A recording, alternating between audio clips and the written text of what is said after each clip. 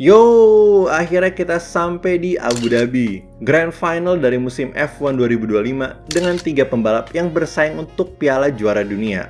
Apakah Max Verstappen bisa mengambil gelar kelimanya? Kalau perhatikan sejak pertengahan musim, dia berhasil mengejar kedua McLaren di depan dan hanya tertinggal 16 poin setelah Qatar. Kemudian di posisi 2 ada Oscar Piastri yang cukup dominan dari awal musim tapi sempat goyah sejak Azerbaijan. Banyak yang mengira dia akan mendapat gelar pertamanya dengan mulus, tapi impian itu telah dihadang oleh Lando Norris. Dia berhasil merebut posisi 1 sejak Meksiko dan masih mempertahankannya sampai sekarang. Jadi siapa yang akan mengambil pialanya? Tanpa basa-basi lagi, langsung aja kita bahas Abu Dhabi GP 2025. Seperti biasa, gue akan mulai dari sesi free practice, kemudian quali, dan race. Untuk tahap FP1, terdapat 9 rookie yang dikasih kesempatan latihan, yaitu Rio Hirakawa, Paul Aron, Pato O'Ward, Arvid Lindblad, Arthur Leclerc, Ayumu Iwasa, Luke Browning, Jack Crawford, dan Sian Shields. Kelihatan dari grafik ini kalau mereka nggak ada yang berhasil masuk top 10.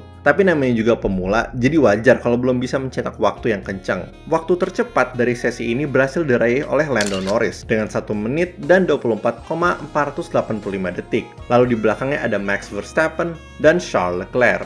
Lanjut ke FP2, Norris kembali mencetak waktu tercepat dengan 1 menit dan 23,83 detik. Kemudian posisi 2 kembali dihuni oleh Verstappen, tapi sekarang posisi 3 diisi oleh George Russell. Pada FP3, Lewis Hamilton kehilangan kendali dan menabrak tembok. Otomatis dikeluarkan red flag dan sesi ini diberhentikan untuk sementara. Kemudian, ketika FP3 dimulai kembali, Antonelli sempat mengalami tabrakan dengan Tsunoda di jalur pit. Untungnya damage yang mereka alami hanya sedikit. Ini juga Grand Prix terakhir bagi tim Sauber, karena tahun depan mereka akan diambil alih sepenuhnya oleh Audi. Ini adalah momen perpisahan yang mengharukan antara Peter Sauber dengan timnya. Perlu kita ingat kembali bahwa satu-satunya kemenangan yang mereka raih adalah pada Canadian Grand Prix di tahun 2008 dengan Robert Kubica. Pada akhir FP3, Russell mencetak waktu tercepat dengan 1 menit dan 23,334 detik, diikuti oleh Norris dan Verstappen. Ketika sudah waktunya quali, Piastri berhasil mencetak waktu Q1 tercepat dengan 1 menit dan 22,605 detik, diikuti oleh Verstappen di posisi 2, Antonelli di posisi 3, dan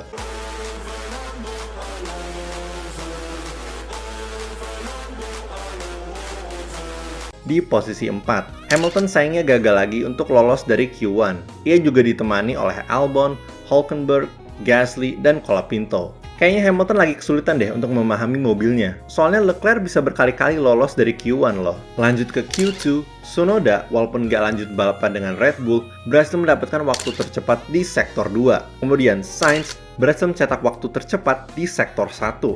Alonso juga berhasil mendapatkan posisi 4 lagi. Gue nggak nyangka loh Alonso akan menyala seterang ini pada kualifikasi terakhir di musim 2025. Ketika waktu sudah habis, 5 pembalap yang gagal lolos Q2 adalah Behrman, Sainz, Lawson, Antonelli, dan Stroll. Pada tahap Q3, Verstappen dengan bantuan dari Tsunoda mencetak waktu tercepat di sektor 1, 2, dan 3. Sehingga ia mengambil posisi 1 dengan waktu 1 menit dan 22,295 detik. Tapi ini belum selesai ya, karena masih ada sisa 8 menit dan 41 detik lagi pada sesi ini. Ketika waktu sudah habis, terjadi persaingan ketat antara Norris, Piastri, dan Verstappen untuk pole position. Verstappen mencetak waktu yang lebih cepat lagi di sektor 1 dan 2. Norris dan Piastri nggak punya jawaban atas kecepatan ini. Baru pada sektor 3, Piastri mencetak waktu yang tercepat. Tapi itu masih belum cukup untuk menghentikan Verstappen dari mengambil pole position. Dengan selesainya tahap quali, urutan dari para pembalap di top 10 adalah Verstappen, Norris, Piastri, Russell, Leclerc, Alonso, Bortoleto, Ocon, Hadjar, dan Tsunoda. Dari susunan ini, gue udah tahu pasti Verstappen yang menang. Itu udah kodratnya. Seperti yang gue bilang di video kemarin, lu kasih dia posisi 1, pasti akan dia pegang sampai lap terakhir. Pada hari Minggu jam 8 malam, it's lights out and away we go. Semuanya langsung pada nyebar untuk mencari celah menuju tikungan pertama. Verstappen berhasil mempertahankan posisi 1, sedangkan di belakangnya terjadi pertarungan untuk posisi 2 antara Norris dengan Piastri. Selain itu, Russell berhasil disalip oleh Leclerc dan Alonso. Kemudian agak ke belakang lagi, Hadjar berhasil menyalip Ocon dan mengambil posisi 8. Untuk beberapa tikungan selanjutnya, Alonso dan Leclerc adu mekanik untuk posisi 4. Alonso mencoba garis luar, garis dalam, tapi Leclerc gak ngasih celah. Di depan mereka, Piastri berhasil menyusul Norris untuk mengambil posisi 2. Pada lap 4, Russell berhasil menyalip Alonso untuk posisi 5. Lalu kalau kita melihat ke depan lagi, Leclerc berhasil mendekati Norris dan mencoba mencari celah untuk mengambil posisi 3. Pada lap 9, Albon dan Hamilton menjadi dua orang pertama untuk ganti ban. Pada lap 14, Lawson terkena penalti 5 detik karena mengemudi kayak orang mabok. Lanjut ke lap 17, Norris masuk pit stop untuk ganti ke ban hard, sehingga ia turun ke posisi 9. Selama beberapa lap kemudian, Norris berusaha untuk kembali ke posisi 3. Tapi sebelum sampai sana, ia harus duel dulu dengan Tsunoda yang menggunakan semua ilmunya untuk mencegat Norris. Pada lap 24, Verstappen masuk pit stop untuk ganti ke ban hard. Sekarang posisi 1 dipegang oleh Piastri yang masih belum masuk pit stop. Di belakang terjadi adu mekanik di mana rookie paling muda disalip oleh rookie paling tua.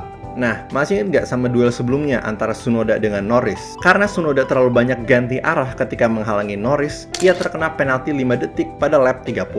Lalu di lap 36 atau 37, Hamilton berhasil menyalip Colapinto untuk mengambil posisi 15. Kemudian di lap 39 atau 40, terjadi duel antara Ocon dengan Bortoleto, di mana si pengemudi Haas berhasil menyalip pengemudi Sauber tersebut untuk mengambil posisi 8. Kalau kita balik ke depan, Verstappen berhasil merebut kembali posisi 1 dari Piastri pada lap 41. Kemudian pada lap 42, Piastri akhirnya masuk pit stop. Selain itu, Leclerc berhasil menyalip Russell untuk mengambil posisi 4. Gila ya, Leclerc benar-benar menyala di Abu Dhabi. Pada lap terakhir, Verstappen melintasi garis finish dan berhasil meraih juara 1. Kemudian di posisi 2 ada Piastri, dan di posisi 3 semuanya harap sambut juara dunia terbaru kita, yaitu Lando Norris. Dengan berada di dalam podium, Norris berhasil unggul 2 poin di atas Verstappen untuk meraih gelar juara dunianya. Gue mau mengucapkan selamat kepada Norris, Piastri, dan seluruh tim McLaren pada musim ini. Memang gak sempurna dan berbagai blundernya sempat memprihatinkan, tapi keberhasilan mereka untuk meraih gelar tim dan pengemudi adalah pencapaian yang luar biasa. Oke guys, sampai situ dulu untuk video kali ini. Bagaimana pendapat kalian tentang balapan terakhir di musim ini dan F1 secara keseluruhan di 2025? Kasih tau di kolom komen ya. Kalau kalian suka video kali ini, jangan lupa untuk like. Kalau nggak suka silahkan dislike. Dan kalau suka banget, kalian bisa subscribe dan pencet tombol join di bawah untuk menjadi member. Kalian juga bisa pencet tombol super thanks untuk mendukung gue secara langsung. Makasih banyak guys.